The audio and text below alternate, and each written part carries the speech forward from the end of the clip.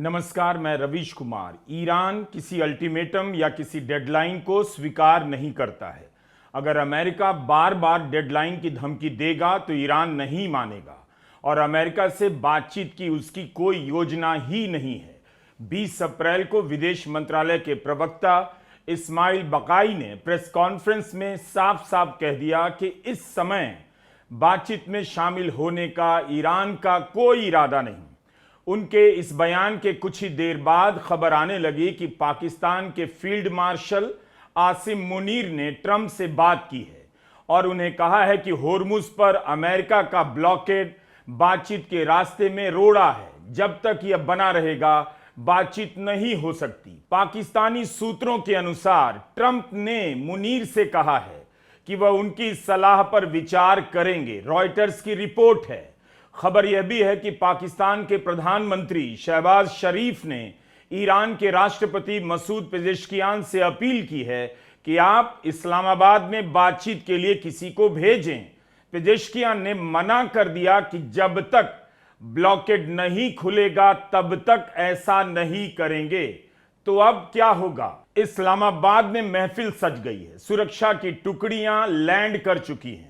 घोषणा हो चुकी है कि बातचीत की टीम में वांस, स्टीव विटकॉफ और ट्रंप के दामाद जैरेड कुशनर शामिल होंगे। वांस ने सोचा होगा ईरान अपनी टीम को रवाना करेगा और वे इस्लामाबाद के लिए उड़ान भरेंगे, मगर ईरान ने कह दिया अमेरिका से बातचीत नहीं करेगा तब तक जब तक होर्मुज से ब्लॉकेड नहीं हटेगा। ट्रंप ने पहले कहा वांस सुरक्षा कारणों से नहीं जा रहे हैं, लेकिन कुछ घंटों बाद सीएनएन ने रिपोर्ट जारी किया कि हालात बदल गए हैं, वांस जाने वाले हैं। वांस के बिना ईरान भी इस बातचीत को गंभीरता से नहीं लेगा। मगर अब दूसरी स्थिति है। ईरान ने ऐसी शर्त रख दी कि ट्रंप के होश उड़ गए होंगे। 11 अप्रैल को बातचीत होने वाली थी, तब उन्होंने होर्मुज में ब्लॉकेड किया ताकि ईरान पर दबाव बने। अब ईरान पलट कर कह रहा है पहले होर्मुज का ब्लॉकेड हटाओ तब बात करने इस्लामाबाद आएंगे। लगता है ईरान ट्रंप से तंग आ गया है। ट्रंप की इस कमजोरी को ईरान ने अपना हथियार बना लिया है। उसे पता चल गया है कि ट्रंप अमेरिका की सेना के लिए समस्या बन चुके हैं। अमेरिका की जनता उनसे नाराज है। ट्रंप क्यों कुछ का कुछ बोल रहे हैं? क्या जानबूझकर एक्टिंग कर रहे हैं ताकि किसी को ना लगे कि इस्राइल उन्हें कंट्रोल कर रहा है, नचा रहा है? वे अपनी उम्र के कारण, किसी दिमागी कमजोरी के कारण अलबल बक रहे हैं। ट्रंप क्या करते हैं इसे समझने की जरूरत है। अपने तरह तरह के बयानों से शोर पैदा करते हैं ताकि यह न लगे कि इस्राइल ने कंट्रोल कर लिया है। सबको यह लगे कि ट्रंप उम्र के कारण कुछ बक रहे हैं। ट्रंप क्या करते हैं इसे समझने की जरूरत है। ट्रंप वैसा ही कुछ करते हैं जैसा धुआं पैदा करने के बाद जादूगर करता है, डिब्बे में सिक्का डाल देता है। ट्रंप धुआं पैदा करते हैं और पीछे से नेतन्याहू सिक्का डाल देते हैं। ट्रंप का काम सुबह कुछ, शाम को कुछ बोलकर भटकाते रहना है, बातचीत को लटकाते हुए अटकाते रहना है। ईरान ने ट्रंप के इस खेल को पकड़ लिया है। ट्रंप के पूर्व काउंटर टेररिज्म अध्यक्ष जो केंट ने लिखा है कि ट्रंप को लग रहा है कि दो ही रास्ते हैं, ईरान डील करे या फिर युद्ध को बढ़ाया जाए। लेकिन एक तीसरा रास्ता यह है कि आप यह स्वीकार कर लें कि इस मामले में कोई सकारात्मक नतीजा नहीं निकलने वाला है, इसलिए सब कुछ छोड़कर उस इलाके से निकल जाएं। ईरान अमेरिका का प्रॉब्लम नहीं है। ईरान ने ट्रंप को एकदम सही समझ लिया है।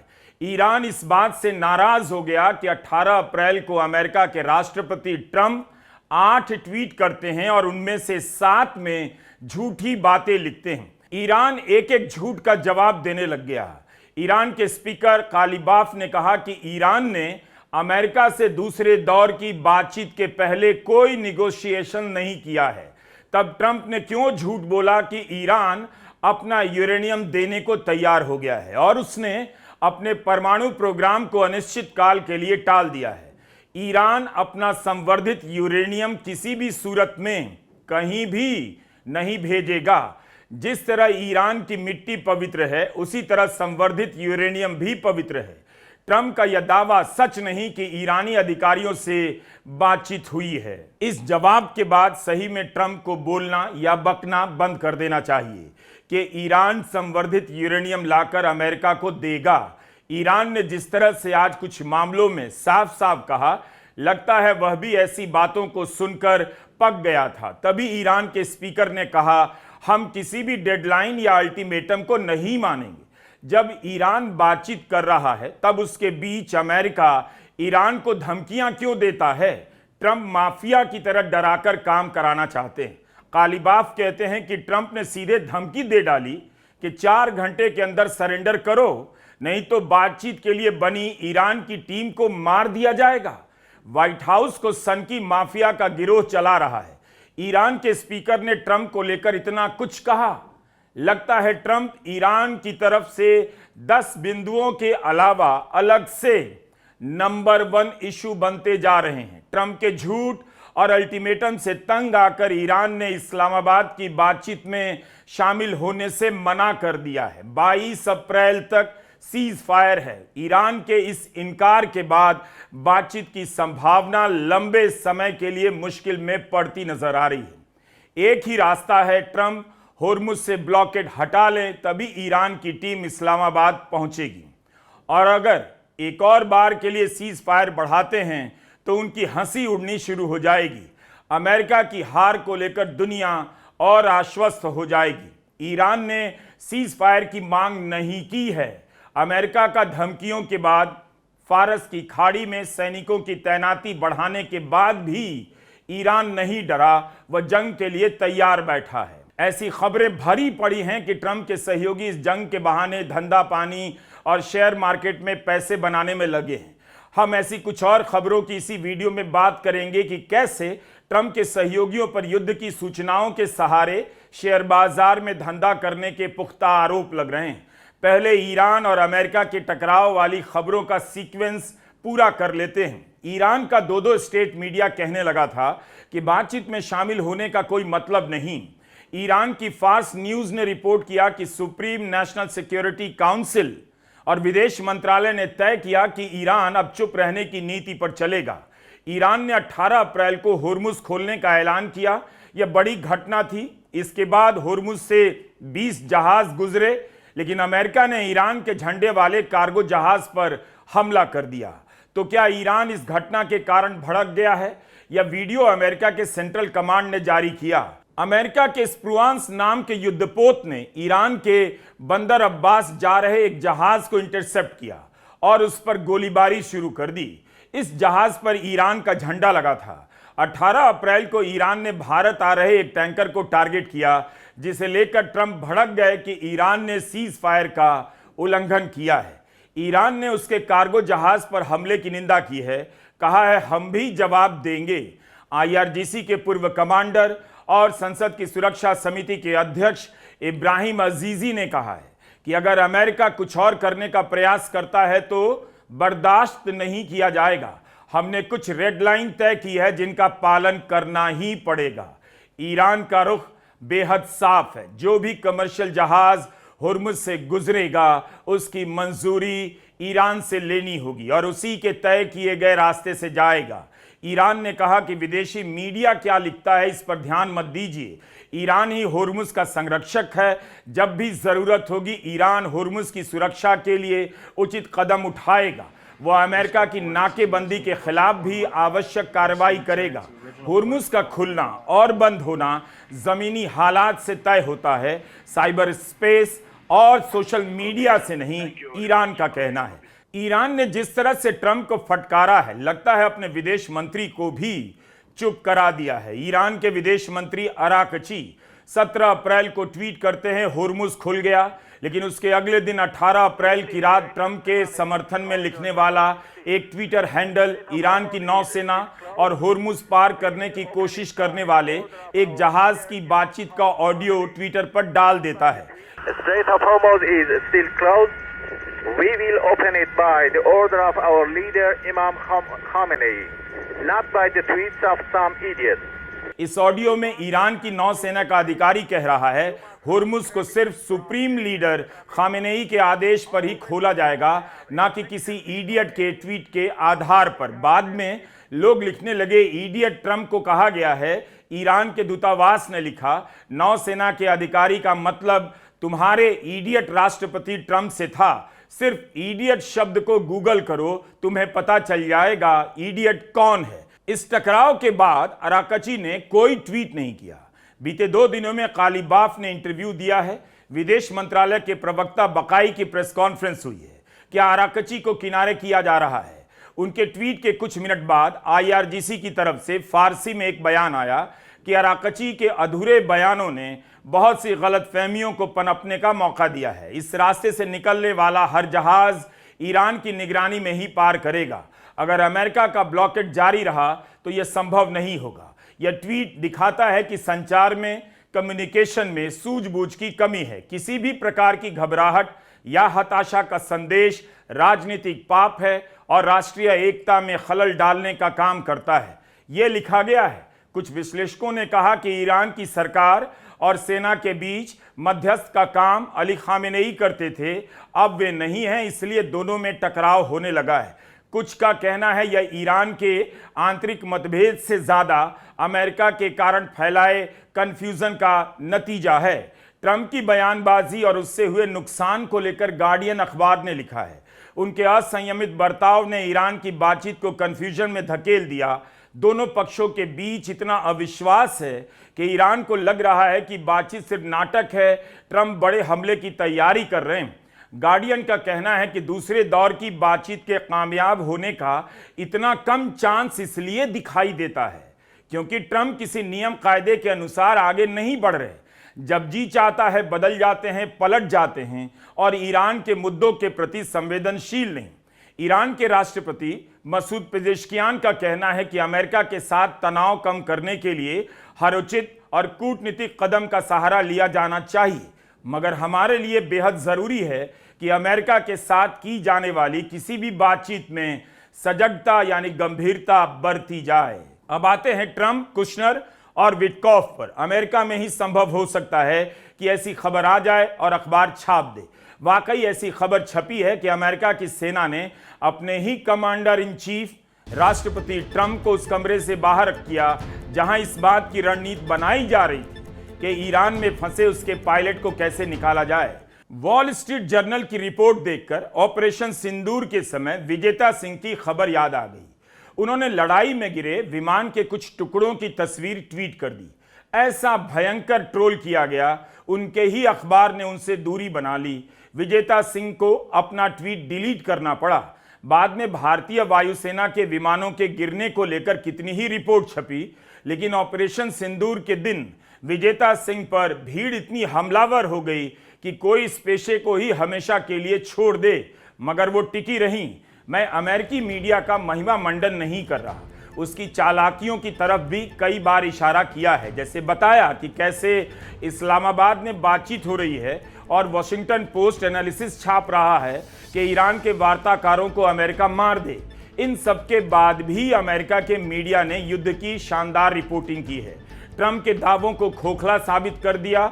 आपको उसी अमेरिका के मीडिया से पता चलता है सेना ने ट्रंप को अपने कमरे से निकाल दिया। भारत में संविधान का 131वां संशोधन लोकसभा में फेल होता है। हिंदू लिखने की हिम्मत कर पाया कि परिसीमन बिल गिरा है, मगर एक्सप्रेस ने लिखा महिला आरक्षण बिल फेल हुआ है। कई लोग इस बात को लेकर एक्सप्रेस की आलोचना कर रहे हैं। वॉल स्ट्रीट जर्नल ने लिखा है कि जैसे ही खबर आई कि ईरान में अमेरिका का पायलट लापता हुआ है, ट्रंप चिल्लाने लगे, बड़बड़ाने लगे कि यूरोप भी अमेरिका की मदद नहीं कर रहा, आदेश देने लगे फौरन पायलट को बचाकर लाओ। उनके इस बर्ताव से सेना सकते में आ गई क्योंकि 1979 के बाद से अमेरिका ने ईरान में पैर ही नहीं रखा था। सेना जल्दबाजी नहीं करना चाहती थी, इसलिए ट्रंप को प्लानिंग के कमरे से बाहर रखा गया और पल पल की खबर देने के बजाय सिर्फ जरूरी मौकों पर ही अपडेट दी गई।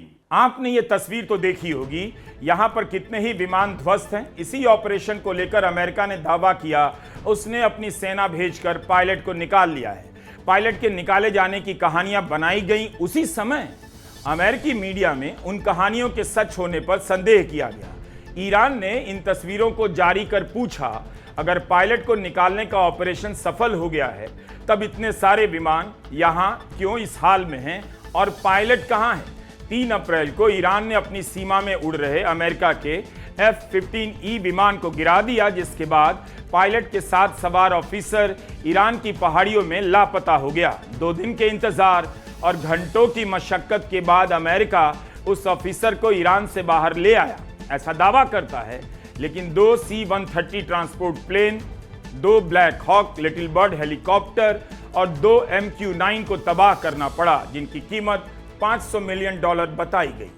जिस देश की सेना को लेकर यह खबर आ रही है कि रक्षा सचिव पीट हेग्सेथ ने अमेरिका की सेना के chief of staff general Randy A George को इस्तीफा देकर निकल जाने के लिए कह दिया, उस देश की सेना अपनी प्लानिंग बनाते समय राष्ट्रपति को कमरे से बाहर रखती है और सारी जानकारी नहीं देती और यह खबर छप जाती है, तो अमेरिका की सेना ट्रंप की हरकतों से तंग आ सकती है। अमेरिका के अखबार ट्रंप के दावों से तंग आ चुके हैं, तो क्या ईरान तंग नहीं आ सकता? क्या ईरान को इस ट्रंप पर बातचीत के लिए भरोसा करना भी चाहिए? यह सवाल ईरान को लेकर किया जाता था कि ईरान में किससे बातचीत की जाए, IRGC से या वहां की सरकार से। अब यह सवाल अमेरिका को लेकर किया जा सकता है कि क्या ट्रंप से बातचीत का कोई फायदा है? ट्रंप अल एंड बल बोल रहे हैं। सिर्फ वही नहीं, उनके सहयोगी युद्ध से जुड़ी घोषणाओं को लेकर पैसे बना रहे हैं। ऐसी भी कई रिपोर्ट अमेरिका में गंभीरता के साथ छपी हैं। इन दोनों को लेकर बहुत सारी रिपोर्ट आ गई कि मिडिल ईस्ट में ट्रंप के दूत स्टीव विटकॉफ और ट्रंप के दामाद जेरेड कुशनर शांति का दूत बनकर अपना धंधा चमका रहे हैं। इनका बिजनेस इंटरेस्ट इतना ज्यादा है कि दोनों उससे आगे की सोच नहीं पाते।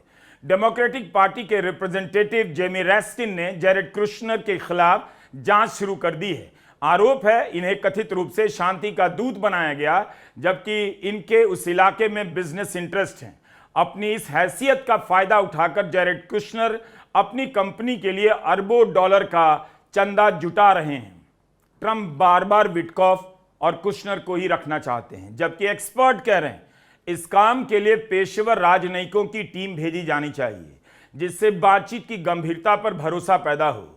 शुक्रवार देर रात ईरान के विदेश मंत्री अराकची और ट्रंप ने घोषणा की कि होर्मुज का रास्ता खुल गया है। इसके बाद फिर से शेयर बाजार में पैसे बनाने की खबरें छपने लगी। कोई पहली बार नहीं छपी ऐसी खबरें। इन बातों के आगे ईरान कैसे ट्रंप पर भरोसा कर ले? 18 अप्रैल को अराकची ने कहा होर्मुज का रास्ता खुल गया है।